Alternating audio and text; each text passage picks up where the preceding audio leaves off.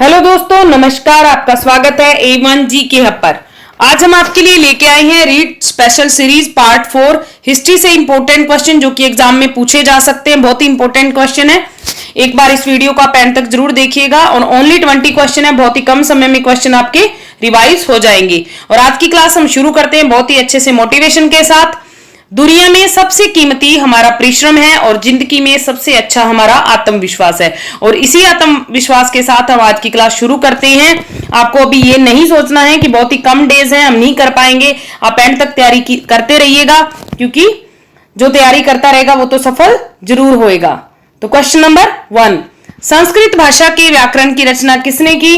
प्रसिद्ध विद्वान पाणिनि ने। संस्कृत भाषा का जो व्याकरण था उसकी रचना की थी प्रसिद्ध विद्वान पाणिनि ने। इन्होंने स्वरों तथा व्यंजनों को एक विशेष क्रम में रखकर उनके आधार पर सूत्रों की रचना की। क्वेश्चन नंबर 2, मौर्य साम्राज्य की स्थापना से पूर्व मगध पर नंद वंश के किस शासक का शासन था? घनानंद का। क्वेश्चन नंबर 3, मौर्य साम्राज्य की स्थापना किसने की? चंद्रगुप्त मौर्य ने। चंद्रगुप्त मौर्य ने मौर्य साम्राज्य की स्थापना की थी। मौर्य साम्राज्य की स्थापना लगभग 2300 साल पहले हुई। मौर्य साम्राज्य की राजधानी पाटलिपुत्र थी। मौर्य वंश का सबसे प्रसिद्ध सम्राट अशोक था, जिसने अभिलेखों द्वारा अपने संदेश जनता तक पहुंचाने की कोशिश की। अशोक के ज्यादातर अभिलेख प्राकृत भाषा व ब्राह्मी लिपि में है।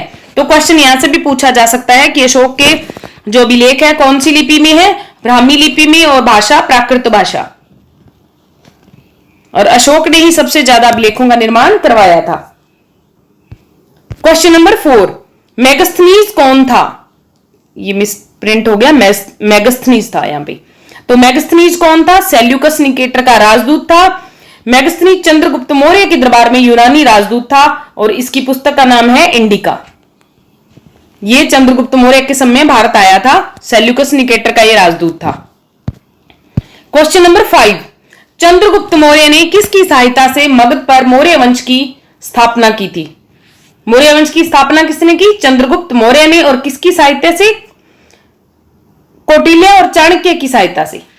ये कौटिल्य भी कहा जाता है इन्हें, और चाणक्य भी इन्हीं का ही नाम है। और इनकी पुस्तक है अर्थशास्त्र।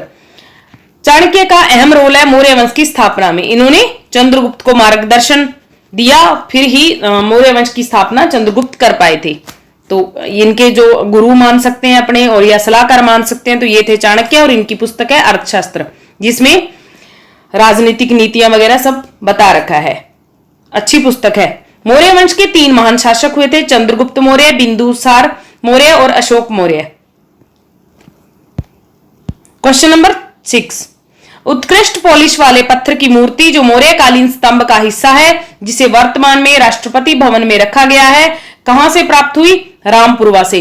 क्वेश्चन ऐसे भी अगर पूछा जाए कि रामपुरवा से जो मौर्यकालीन स्तंभ का हिस्सा जो मूर्ति हमें प्राप्त हुई है उत्कृष्ट पॉलिश वाले पत्थर की, तो वो कहां रखी गई है? राष्ट्रपति भवन में। और ये कहां से प्राप्त हुई थी? रामपुरवा से। क्वेश्चन नंबर 7, भारत के किस प्रधानमंत्री ने लिखा है कि उनके धर्मादेश आज भी हमसे एक ऐसी भाषा में बात करते हैं जिन्हें हम समझ सकते हैं और जिनसे हम बहुत कुछ सीख सकते हैं? तो पंडित जवाहरलाल नेहरू। ये जो अभिलेख वगैरह थे इनके बारे में प्रधानमंत्री पंडित जवाहरलाल नेहरू ने लिखा है कि उनके धर्मादेश आज भी हमसे एक ऐसी भाषा में बात कर रहे हैं जिन्हें हम समझ सकते हैं और जिनसे हम बहुत कुछ सीख सकते हैं। तो ऐसे कथन देके पूछा जा सकता है कि यह कथन किसका है? तो यह है पंडित जवाहरलाल नेहरू का। क्वेश्चन नंबर 8, रोमन सोने के सिक्के कहां से प्राप्त हुए थे? दक्षिण भारत से। ईसा मसीह का जन्म स्थान है बेथलेहम। और इनके उपदेश कहां पे संग्रहित हैं? बाइबल में। ईसा मसीह के जो उपदेश हैं बाइबल में संग्रहित हैं, और इनका जन्म हुआ था बेथलेहम।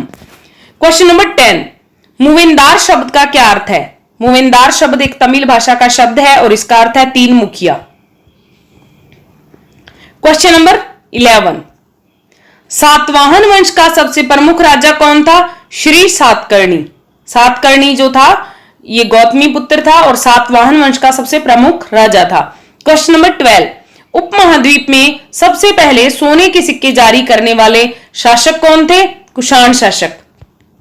सोने के सिक्के सबसे पहले उपमहाद्वीप में किसने जारी किए थे? कुषाण शासकों ने। और कुषाणों का जो प्रमुख शासक था वो था कनिष्क।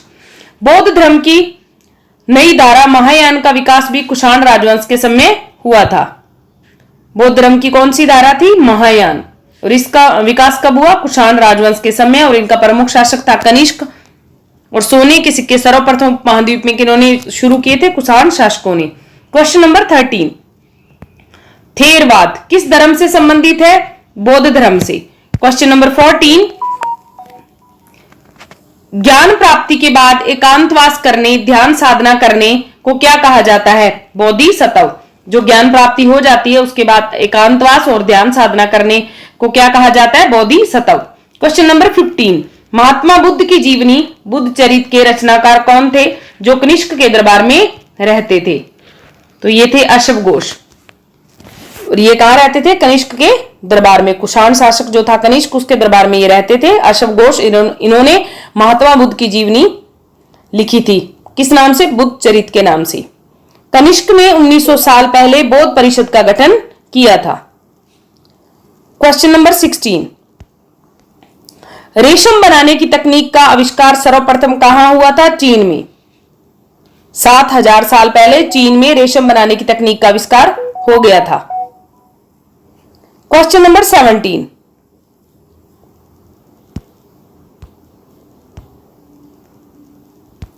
नंबर क्वेश्चन है, गौतमी बलश्री द्वारा दान किए गए अभिलेख में किसे दक्षिणा पथ के स्वामी कहा गया है? सातवाहनों को। और प्रमुख राजा था गौतमी पुत्र सातकर्णी सातवाहनों का। गौतमी बलश्री द्वारा दान किए गए जो अभिलेख थे उसमें दक्षिणा पथ के स्वामी सातवाहनों को बताया गया है। क्वेश्चन नंबर 18, संगम साहित्य में किन राजवंशों का उल्लेख किया गया है? चोल वंश, चेर वंश व पांड्य वंश। तो इसमें ऐसे क्वेश्चन आता है कि संगम साहित्य में इनमें से किसका उल्लेख नहीं है? तो इसमें 3 तो ये दिए जाएंगे कि चोल वंश, चेर वंश, पांड्य वंश, और एक दे दिया जाएगा मौर्य वंश। तो उनमें से आपका सही आंसर होगा मौर्य वंश, जिसका उल्लेख संगम साहित्य में नहीं है। तो इन तीनों का तो है, इन तीनों का अगर आपको पता होगा तो आगे जो भी रॉन्ग दिया होगा आपको अपने आप पता चल जाएगा। क्वेश्चन नंबर 19, प्राचीन काल में रोमन साम्राज्य से संबंधित सोने के सिक्के भारत के किस क्षेत्र से प्राप्त हुए?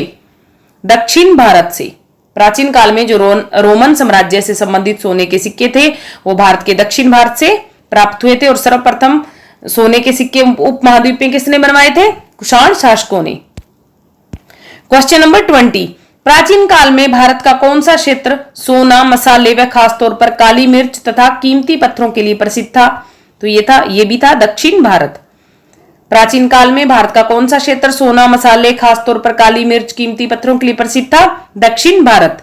तो ये थे 20 क्वेश्चन हिस्ट्री पार्ट से। बहुत इंपॉर्टेंट क्वेश्चन आपके एग्जाम के लिए। अगर आपको ये वीडियो पसंद आया हो तो लाइक, शेयर, सब्सक्राइब जरूर करें। Best of luck for your exam. Thanks, धन्यवाद।